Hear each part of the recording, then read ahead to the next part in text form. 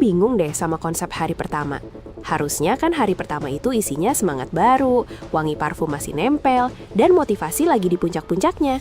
Tapi buat pembalap muda Malaysia Hakim Danish, hari pertama dia di seri Moto3 Amerika 2026 itu kayaknya lebih mirip sama hari pertama lu masuk kantor baru tapi lupa bawa ID card.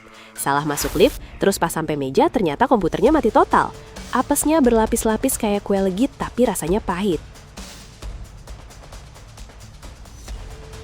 Kalian pernah nggak sih ngerasa udah persiapan matang, udah dandan rapi, pas keluar rumah langsung disambut hujan badai? Nah, itu yang dirasain Dennis di Circuit of the Americas atau COTA, Austin, Texas. Gue pribadi kalau dengar nama Texas, yang ada di bayangan gue itu cowboy, steak gede, sama topi lebar. Tapi buat Dennis, Texas itu isinya cuma aspal keras yang nggak ramah sama sekali.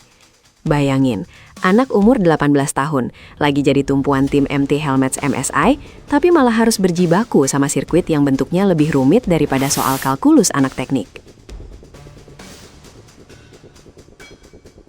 Gue tuh kadang mikir, sirkuit COTA ini didesain sama orang yang lagi gabut atau emang dendam sama pembalap. Tikungannya banyak banget, naik turunnya nggak masuk akal. Dan disinilah Danish harus berjuang di hari Jumat 27 Maret 2026. Alih-alih dapat waktu yang tajam, dia malah dapat momen crash. Lu bayangin, lagi lari kenceng-kencengnya terus gubrak. Bukan cuma badan yang sakit, tapi harga diri dan catatan waktu juga ikut lecet. Akhirnya apa? Sasi latihan bebas 1, FP1, dia cuma bisa nangkring di posisi ke-20. Waktu lapnya 2 menit 16,651 detik. Itu kalau di jalan raya biasa mungkin udah disalip sama emak-emak bawa Scoopy yang lampu sennya kiri tapi beloknya ke kanan. Terus masuk ke sesi praktis biar bisa masuk kualifikasi 2. Logikanya kan setelah jatuh kita belajar dong. Tapi ternyata kenyataan gak seindah motivasi di Instagram. Dennis gak ngalamin kemajuan yang signifikan. Dia malah makin merosot ke posisi ke-21. Oke, waktunya emang makin cepat, jadi 2 menit 15 detik 13 milidetik. Tapi pembalap lain juga makin kenceng, bos. Ini yang bikin gue gelisah. Kadang kita udah lari sekuat tenaga, tapi ternyata orang lain pakai motor listrik. Kan nggak adil.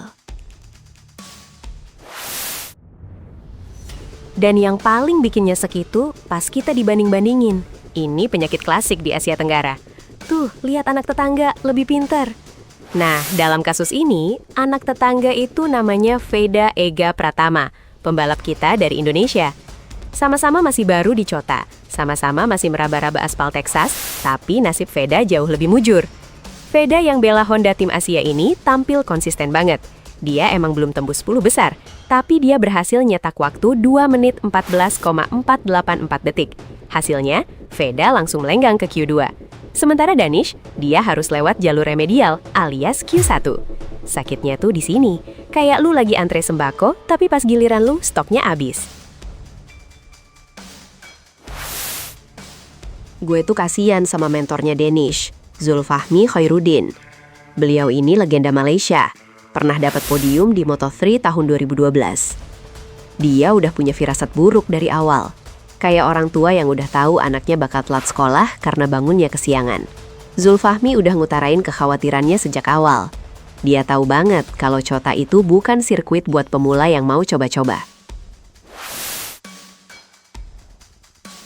Ini tantangan besar bagi Hakim Dennis karena ini adalah kali pertama dia balapan di sini, kata Zulfahmi, menjelaskan dengan nada yang mungkin penuh beban pikiran. Gue bisa ngerasain kegelisahan dia. Pas Dennis crash di sektor 1, Zulfahmi kayaknya udah pengen bilang, tuh kan apa gue bilang? Tapi sebagai mentor yang baik, dia tetap kalem.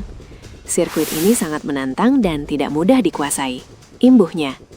Kalimat itu tuh kalau diterjemahin ke bahasa kita hari-hari artinya, ini tempat susah banget, mending lu doa yang banyak. Zulfahmi ini logis banget orangnya. Dia udah bedah kelemahan Danish bahkan sebelum motornya dinyalain. Dia bilang sektor 1 dan sektor 2 itu titik lemahnya. Kenapa? Karena di situ banyak tikungan teknis. Terutama di sektor 1 dan sektor 2 yang memiliki tikungan teknis yang membutuhkan pengendalian yang halus dan momentum tinggi, kata Zulfahmi. Gue dengar kata pengendalian halus aja udah pusing. Masalahnya, gimana mau halus kalau lu lagi bawa motor sekencang itu di atas aspal yang nggak rata? Itu kayak disuruh nulis kaligrafi pas lagi naik bus sumber kencono yang lagi balapan. Susah, bos. Tapi ya gitu, Zulfahmi tetap berusaha positif. Meskipun dalam hatinya mungkin lagi istighfar terus. Dia nggak mau naruh ekspektasi ketinggian, karena dia tahu Chota itu sirkuit paling ribet di kalender MotoGP. Tapi dia tetap kasih semangat, bawa-bawa hasil bagus Danish di GP Brasil sebelumnya. Saya yakin hasil yang sangat baik di GP Brasil telah memberi Danish kepercayaan diri ekstra untuk menghadapi sirkuit Chota, ucap Zulfahmi. Ini tipikal mentor banget ya, ngasih harapan di tengah badai. Zulfahmi lanjut bilang, saya berharap Danish dapat mempelajari seluk-beluk sirkuit ini dengan cepat dan mempertahankan level performa yang sama seperti di Brazil. Masalahnya, Brazil sama Texas itu beda jauh. Di Brazil mungkin dia bisa dansa samba di atas motor, tapi di Texas dia malah disuruh rodeo. Dan rodeo itu biasanya berakhir dengan orang yang terlempar dari punggung banteng. Dalam hal ini, bantengnya adalah motor Moto3. Gue setuju banget sama satu pernyataan penutup dari Zulfahmi yang menurut gue jujur banget. Menurut saya, dalam kalender MotoGP tahun ini adalah sirkuit yang paling sulit untuk diadaptasi, katanya. Nah, ini poinnya. Kalau sang legenda aja bilang ini sirkuit tersulit, berarti emang Danish lagi dapat ujian level dewa. Saya berharap Danish dapat memberikan yang terbaik dan kompetitif sejak hari pertama balapan, imbuhnya. Sayangnya, hari pertama udah lewat dan hasilnya adalah Q1. Jadi intinya, jangan jadi orang yang terlalu keras sama diri sendiri pas lagi gagal di hari pertama.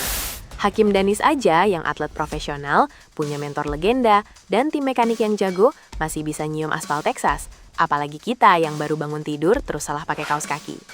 Hidup itu emang seringnya kayak Q1. Kita harus berjuang dari bawah dulu, disalip sana-sini, jatuh bangun, baru deh bisa masuk Q2 kalau beruntung. Pesan gue buat Danish, tenang bro, Veda emang lagi di depan, tapi balapan kan belum selesai. Dan buat kalian yang lagi ngerasa hari pertamanya berantakan, ingat aja Danish, dia jatuh di Amerika, tapi dia tetap harus bangun buat balapan besoknya. Karena kalau dia nggak bangun, ya dia nggak dapat poin, malah dapat tagihan rumah sakit. Logis kan? Makanya, tetap semangat, jangan mau kalah sama tikungan teknis kehidupan. Kalau jatuh di sektor 1, ya bangun di sektor 2. Kalau masih jatuh juga, ya mungkin emang takdir lu harus ikut sesi kualifikasi ulang di kehidupan selanjutnya. Jangan jadi orang yang gampang nyerah, tapi juga jangan jadi orang yang hobi jatuh di tempat yang sama. Capek aspalnya, bro.